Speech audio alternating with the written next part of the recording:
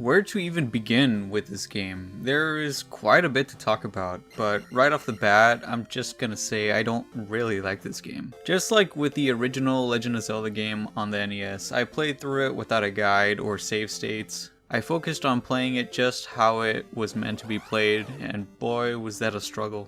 It does have its good moments, but for the most part, the bad things about this game heavily weigh it down. You can still see some Zelda elements from the previous game, but it tries to be something new, which is what makes the game kind of bad. Now, what can I start with here? I suppose I can start by talking about the familiar aspects that one plays a Zelda game for. Exploration, for starters, is still a part of this game, but it's not very much enjoyable, or I should say it feels discouraging for a few reasons. I just hate how this game has random encounters. As you walk around in the outer world, it's incredibly annoying. You are only given 3 lives to traverse the game. If you die, then you are brought back to the very start of the game. Sure, the original Zelda did this, but it was done in a way where you can still go back to the area you left off at by just skipping the enemies. You weren't forced to fight them. This game makes it annoying by firstly having them appear around you in the overworld, and if you happen to be very unlucky and one of them touches you,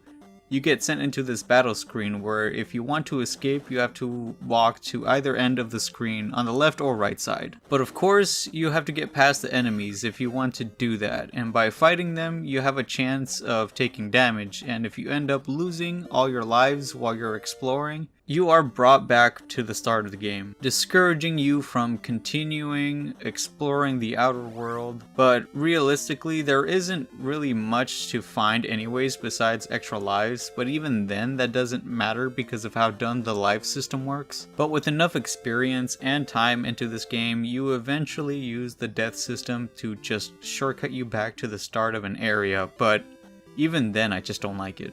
In this game, you are given equipment to collect, which is still exciting to get as it was in the original Zelda. You also can collect specific spells that'll help you traverse through the game, like a super jump to be able to just proceed normally.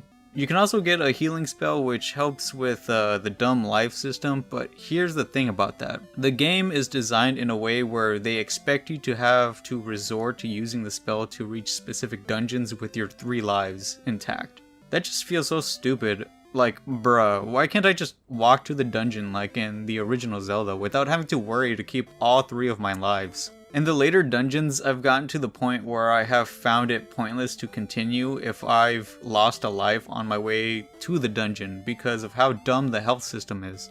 Some enemies require you to tank some damage in order to get past them, so it's unavoidable to just get past them peacefully. So by the time you do reach the final dungeon boss, it's almost impossible to fight it fairly. The game expects you to die and walk all the way back to the dungeon with all 3 lives, while also having minimal magic, because you spend most of it on healing yourself because you want to take on the boss with all your lives, because remember, no save states playing in the OG method. Like, it's doable, but you gotta be okay with the stupid frustrating mechanics. Check this out, this is me after I die from this dragon boss, right? Now watch the struggle I have to go through just to have another shot at defeating it. I only did this just so I can say I did it, but bro, that shit wasn't worth it, man. And this is just a hidden dungeon. You should see what getting to the Great Palace is like. Far worse experience to the point where it just wasn't fun. It was frustrating. But once you have a method down, it becomes more manageable, but even getting to that point is just not a fun time. Again, just because of the dumb as fuck life system they got going on. Anyways, let's talk about the first boss. He isn't very difficult as long as you just jump and attack at the same time. It's manageable. It takes me a few times, but even then it wasn't much of a challenge. The second boss is more or less the same concept as the first one, but this time after his head falls off, it starts flying around and attacking you.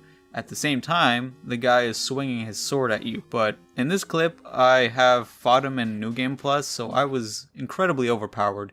So that made it easy. Mainly because I guess I just wasn't recording on my first go around, so I fucked him up on New Game Plus, just to get the footage. The third boss has 2 phases to it. The first phase, he is riding around on a floating horse, pretty badass if I do say so myself. This part is manageable because at this point in the game you have the ability to attack below you when you're jumping, and it's basically essential during this fight. Afterwards, his horse runs away and you have to fight the Blue Knight himself, and this is where it gets frustrating. He constantly throws knives at you and you're barely given a fair shot to attack him. If you approach him, he backs away and it makes it harder to attack him because he's constantly going off screen. You have to pretty much get lucky enough to beat him at this point, but when you do, just teabag him and move on to the next part. The fourth boss was pretty fun in the fact that it was manageable. So first and foremost, you have to set up your reflection spell. That's the only way to beat him. Once you do that, it's game over. He basically lost. All you gotta do is avoid him because he can teleport, and if he touches you, he causes damage. But other than that, just stand there and reflect his attacks back at him. Surprisingly, one of the most enjoyable bosses because you can pretty much defeat him on your first go around. The fifth boss was also enjoyable to beat. It took me till my last life to figure out his pattern. Pretty simple, all you have to do is jump before he swings his weapon to avoid it, and once you land back down, just whack at him and rinse and repeat. I suppose after the third boss, the rest of them start becoming more enjoyable because on the sixth one, I also consider him kind of fun. It took me a few tries to find a consistent pattern, but once I did, it worked out. You just gotta avoid his fire and run back at him and hit him when he's coming back down, then wait for him to pop out again.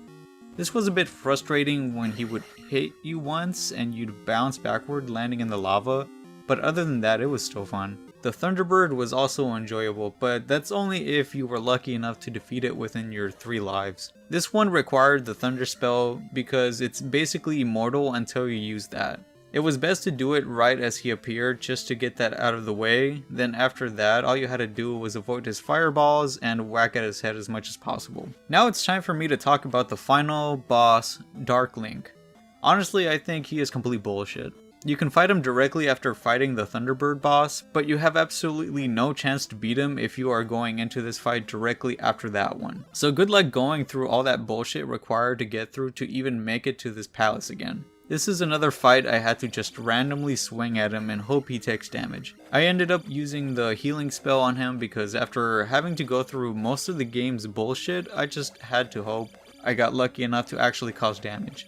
Eventually, yeah, I beat him, and the cutscene played where Zelda woke up from her sleep. Oh right, I forgot to mention the reason why you're doing this. Zelda is asleep, and you're basically the biggest simp ever for having to go through all that trouble just to wake her ass up, using a luxurious alarm clock. After that, the credits roll, and afterward, you are given the chance to New Game Plus this game, and go through it a second round with all the upgrades, items, and spells that you acquired on your first playthrough.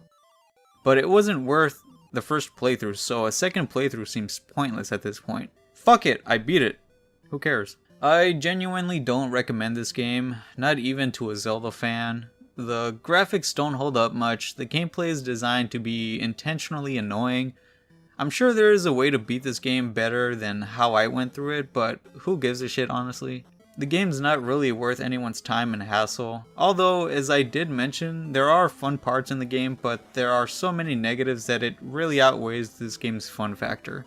Overall, it's not fun, but maybe watching someone else play it like a speedrunner maybe is the way to go, but save yourself the time and play something more enjoyable.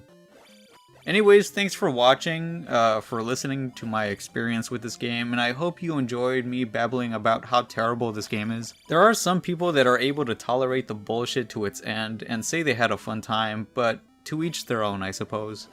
I appreciate you for watching, and I hope you stop by again for my next venture. Peace.